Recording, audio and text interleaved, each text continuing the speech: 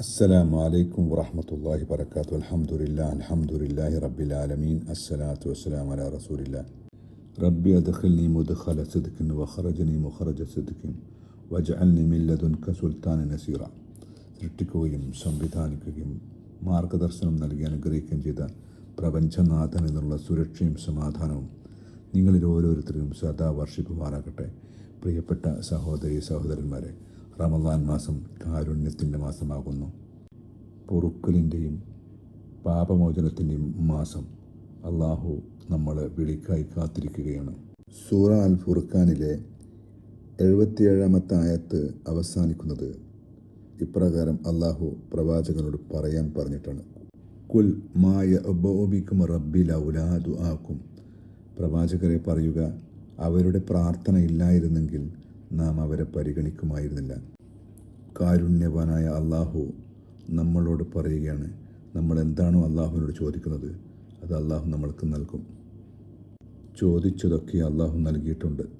ആതാക്കും മിൻ കുല്ലി മാ സഅൽതുമൂ വഇൻ തഅദ്ദൂ നിഅമത്തല്ലാഹി ലാ തുഹ്സുഹാ. നമ്മൾക്കതിൻ്റെ കണക്ക് എടുക്കാൻ കഴിയാത്തത് കൊണ്ടാണ്, നമ്മൾക്കറിയാത്തത് കൊണ്ടാണ്. നോക്കൂ, ഞാൻ ഈ പറയുന്നതും എനിക്ക് പറയാൻ കഴിഞ്ഞതും പല അക്ഷരങ്ങൾ കൂട്ടിച്ചേർത്ത് പറയാൻ കഴിഞ്ഞതും നിങ്ങൾ കേൾക്കുകയും ചെയ്യുന്നു. കേൾവി നൽകുകയും ഞാൻ പറയുന്നത് എന്താണെന്ന് നിങ്ങൾക്ക് മനസ്സിലാവുകയും ചെയ്യുന്നത് വളരെ അത്ഭുതകരമായ കാര്യമാകുന്നു. നമുക്ക് പൊറുക്കുകയും മറക്കുകയും ചെയ്യാം. നമ്മളോട് ആരെങ്കിലും അപരാധം ചെയ്തു പോയിട്ടുണ്ടെങ്കിൽ അത് നമുക്ക് മറക്കാം.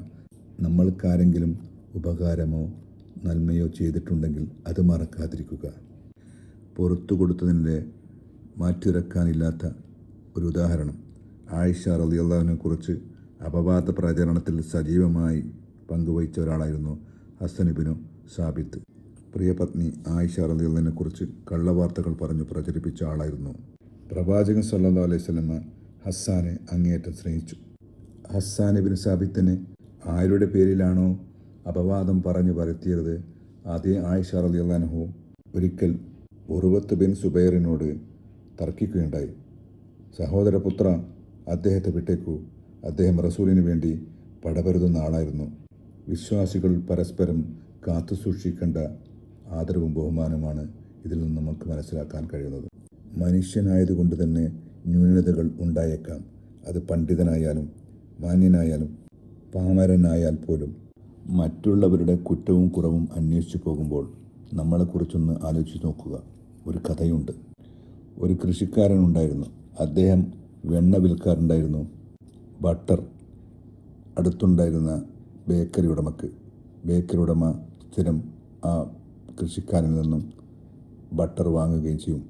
ഒരിക്കൽ ബേക്കറി ഉടമയ്ക്കൊരു സംശയം.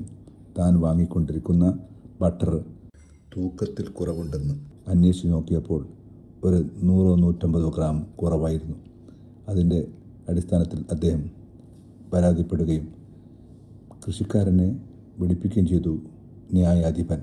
എന്നിട്ട് ചോദിച്ചു, താങ്കൾ എന്തുകൊണ്ട് ഇദ്ദേഹത്തെ ചതിച്ചു? പാവപ്പെട്ട കൃഷിക്കാരൻ പറഞ്ഞു, ഒരിക്കലുമില്ല, ഞാൻ കൃത്യമായിട്ടായിരുന്നു തൂക്കിക്കൊടുത്തിരുന്നത്. എങ്ങനെയാണ് താങ്കൾ ഇത്ര ഉറപ്പ് പറയുക എന്ന് ചോദിച്ചപ്പോൾ അദ്ദേഹം പറഞ്ഞ മറുപടി, ഞാൻ ഇദ്ദേഹത്തിൻ്റെ അടുത്ത് നിന്ന് 1 കിലോ തൂക്കം വരുന്ന ബ്രെഡ് വാങ്ങാറുണ്ട്. തൂക്കം ഒപ്പിക്കുന്നതിന് വേണ്ടി അദ്ദേഹത്തിൻ്റെ കടയിൽ നിന്ന് വാങ്ങുന്ന ബ്രെഡ് ഒരു സൈഡിലും എൻ്റെ ബട്ടർ ഈ സൈഡിലും വെച്ചായിരുന്നു ഞാൻ തൂക്കം ഒപ്പിച്ചിരുന്നത്. യഥാർത്ഥത്തിൽ ബട്ടറല്ല തൂക്കം കുറഞ്ഞത്, ബ്രെഡായിരുന്നു തൂക്കം കുറഞ്ഞിരുന്നത്. ഇതുപോലെ തന്നെയാണ് മറ്റൊരു കഥ. ഒരു കൂട്ടം ഞണ്ടുകളുണ്ടായിരുന്നു.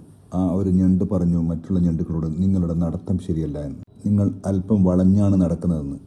കൂട്ടത്തിൽ നിന്നും ഒരു ചെറിയ ഞണ്ട് വിളിച്ചു പറഞ്ഞു, സഹോദര, താങ്കളുടെ കാലിന് എന്തോ വളവുണ്ട്, അതുകൊണ്ടാണ് താങ്കൾക്ക് അങ്ങനെ തോന്നുന്നതെന്ന്. ഞാനൊക്കെ ചിലപ്പോൾ ഇങ്ങനെ ആയിപ്പോവാറുണ്ട്. അള്ളാഹുവേ, നീ ഇത്തരം സന്ദർഭങ്ങളിൽ നിന്നും ഞങ്ങളെ കാത്തുരക്ഷിക്കണമേ. ഞങ്ങൾക്ക് വന്നുപോയിട്ടുള്ള അപരാധങ്ങളൊക്കെ നീ പുറത്തു തരികയും ചെയ്യണമേ. വാഖിറു ദഅ്വാനാ അൽഹംദുലില്ലാഹി റബ്ബിൽ ആലമീൻ. അസ്സലാമു അലൈക്കും വറഹ്മത്തുള്ളാഹി വബറകാതുഹു.